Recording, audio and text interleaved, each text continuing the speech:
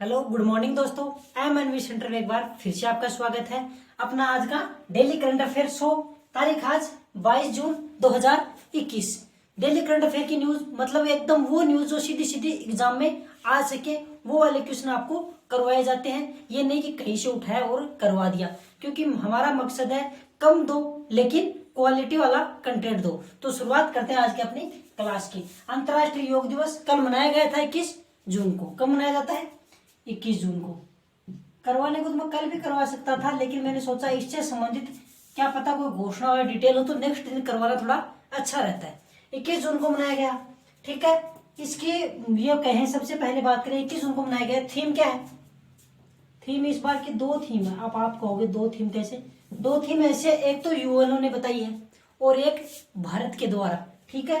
तो दोनों थीम की बात करने वाले हैं। सबसे पहले बात कर लेते हैं हम यूएनओ वाली थीम की, तो वो है yoga for wellbeing. Yoga for wellbeing मतलब कि मानव कल्याण के लिए या तंदुरुस्ती के लिए योग। हो गई बात। अब बात करते हैं भारत के द्वारा योगा फॉर वेलनेस। क्या बताया गया है? योगा फॉर वेलनेस, जो मोदी जी अपने अपने भाषण में भी बोला था इसको, वेलनेस। ये तो हो गई थीम, ये तो हो गई ताजा लेटेस्ट न्यूज। अब इससे संबंधित सारी जानकारी ले लेते हैं। सबसे पहले बात करेंगे इसकी घोषणा या फिर कहें इसके बारे में विचार सर्वप्रथम कब आया?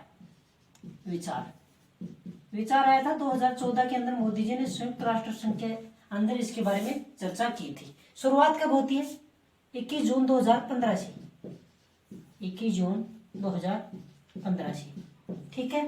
तो इस हिसाब से आप काउंट करो तो इस बार कौन सा संस्करण है? 7वां संस्करण है। 7वां कौन सा है? 7वां संस्करण है, ठीक है। इतनी बात हो गई। अब आगे बात करें कि जो 2020 की थीम क्या थी, एग्जामिनर ये भी पूछ सकता है। 2020 की थीम, 2020 की थीम, तो 2020 की थीम क्या थी? 2020 की थीम थी, क्या थी? Yoga at home. यहां लिख देता हूं मैं। 2020 की थीम क्या थी? 2020 की थीम थी yoga at home and yoga with family. Yoga at home and yoga with family. Yoga with family, ठीक है। ये 2020 की थीम थी, ठीक है। अब आगे बात करते हैं। इतनी बात हो गई। इसको थोड़ा मैं नीचे लिख देता हूं, ईरान के नए राष्ट्रपति वाले क्वेश्चन को, ठीक है। इसके अलावा बात करें, मोदी जी ने एक ऐप लॉन्च की है, माई योगा ऐप। माई योगा ऐप लॉन्च की है योग दिवस के ऊपर ही। इसका या इसके बारे में एक वो दिया गया, स्लोगन दिया गया है, या फिर कहें एक बात कही गई है। वो क्या कही गई है? योग से सहयोग तक। और हमारे एक जो गुरुजी होते थे वो हमें एक प्रार्थना याद करवाते थे, मेरा योग से सहयोग कराए रखना। उसकी आज हमें बहुत ही मान लो कि अच्छी फीलिंग हो रही है कि हाँ हम बहुत पहले योग से जुड़ चुके थे। योगा क्या क्या थीम दी है मोदी जी ने? इसके बारे में क्या स्लोगन दिया है?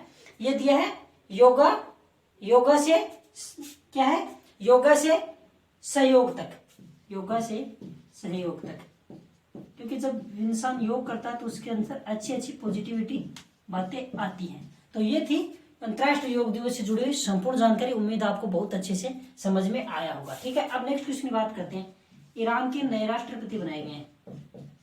ईरान के नए राष्ट्रपति, थोड़ी इंक डाल के देना। ईरान के नए राष्ट्रपति, ठीक है। ईरान के नए राष्ट्रपति बनाए गए हैं। तो ईरान के नए राष्ट्रपति किसे बनाया गया है?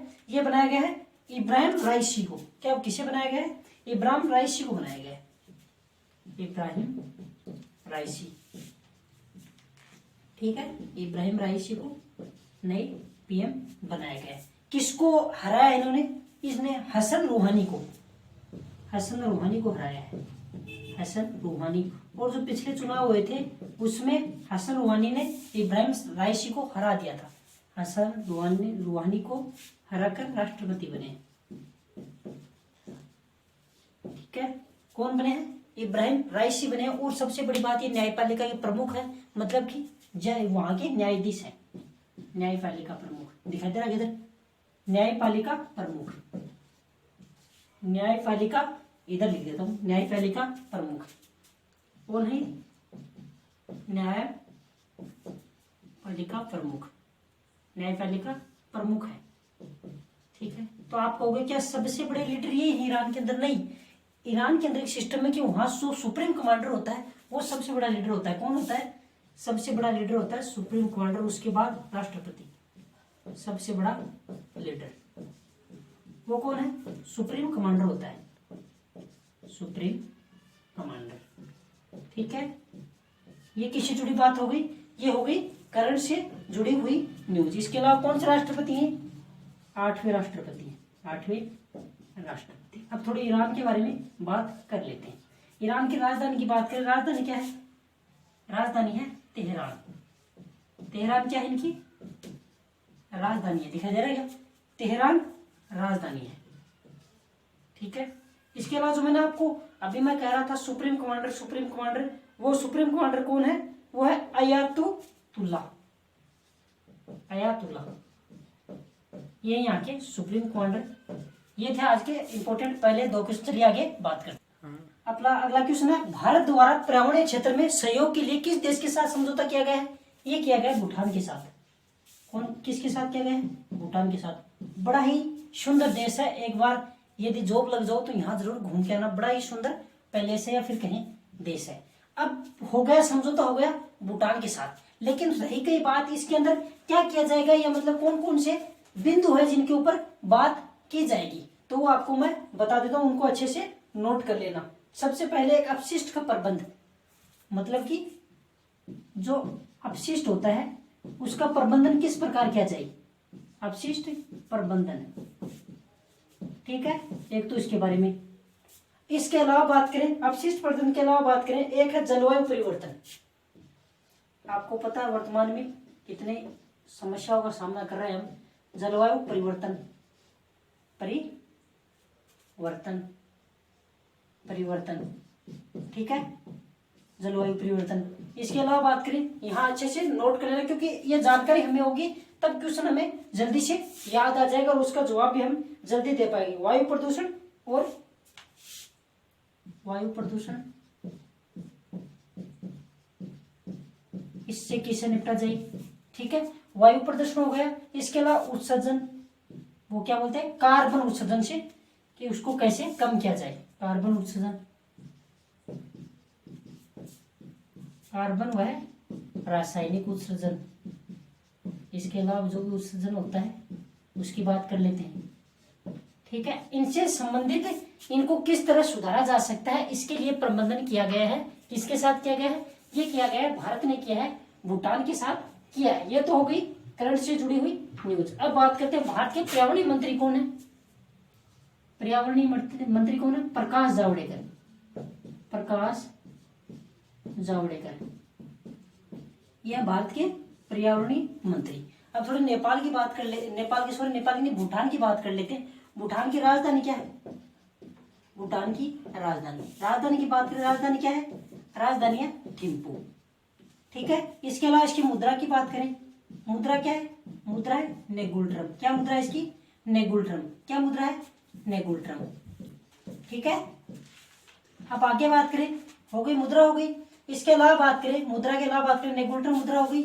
इसके अलावा यहाँ के प्रधानमंत्री पीएम लोटे हैं। प्रधानमंत्री का नाम क्या है? लोटे। शॉर्ट में बता रहा हूं ताकि आपको अच्छे से याद हो जाए। यह था क्या किया भारत ने पर्यावरणीय क्षेत्र में सहयोग के लिए भूटान के साथ, ठीक है, ये समझौता किया है। अगला है अंतर्देशीय पोत विधेयक 2021। किसकी मंजूरी मिली इसको? कैबिनेट की, मंत्रिमंडल की मंजूरी मिल गई है, कैबिनेट की मंजूरी मिली है इसे। ठीक है, अब यदि ये पास हो जाता है संसद के अंदर तो ये किसके स्थान लेगा? ये स्थान लेगा अंतर्देशीय पोत विधेयक 1917। अंतर्देशीय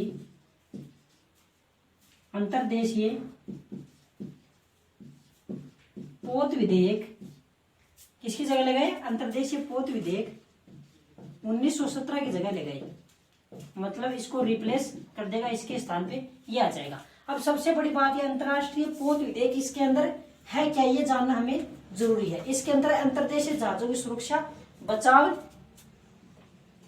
अलग अलग देशों की जो होती हैं अंतर्देशीय जहाजें, सुरक्षा और बचाव, क्या है, सुरक्षा और बचाव, अंतर्देशीय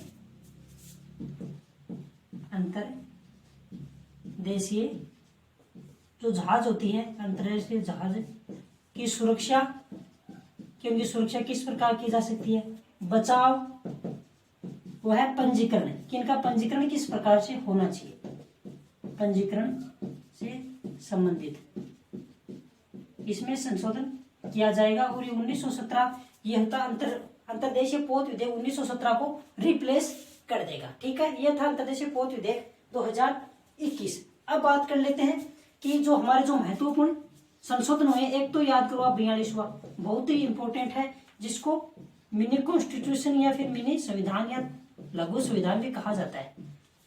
ठीक है, कब हुआ था ये, 1976 के अंदर। ठीक है, इसके अलावा बात करें, एक है 101वां, ये किससे संबंधित है, जीएसटी। 101 का कन्यादान किसने किया है, जीएसटी ने। इसके अलावा बात करें 101 के अलावा बात करें तो जो है अपना एक 102, ये किससे संबंधित है, इकोनॉमिकली वीकर सेक्शन ईडब्ल्यूएस से संबंधित है। ये थे महत्वपूर्ण संविधान संशोधन। चलिए आगे बात, चलिए अगला क्वेश्चन देखते हैं। आर्थिक सलाहकार परिषद की स्थापना किसके द्वारा की गई है, तमिलनाडु के लिए क्या की गई है, तमिलनाडु ने स्थापना की है मुख्यमंत्री के लिए,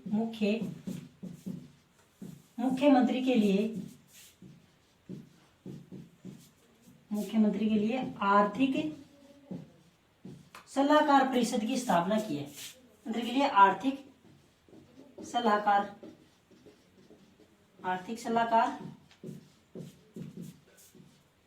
परिषद, मुख्यमंत्री के लिए आर्थिक सलाहकार परिषद की स्थापना किसके द्वारा की गई है, ये की गई है किसके द्वारा की गई है, तमिलनाडु के द्वारा की गई है। ठीक है, किसके द्वारा की गई है, ये की गई है तमिलनाडु के द्वारा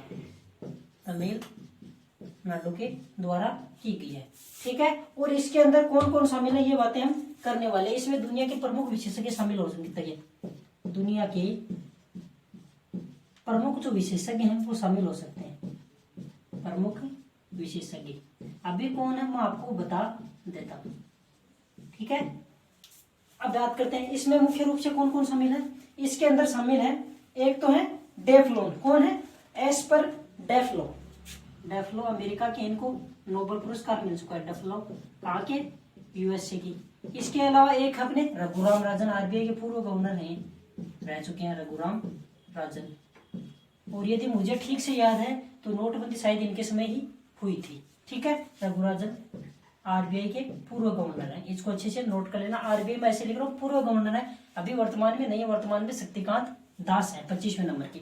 ठीक है, रघुराम राजन हो गए, पहले मैंने आपको डफलो बताया, दूसरे हो गए रघुराम राजन, और एक है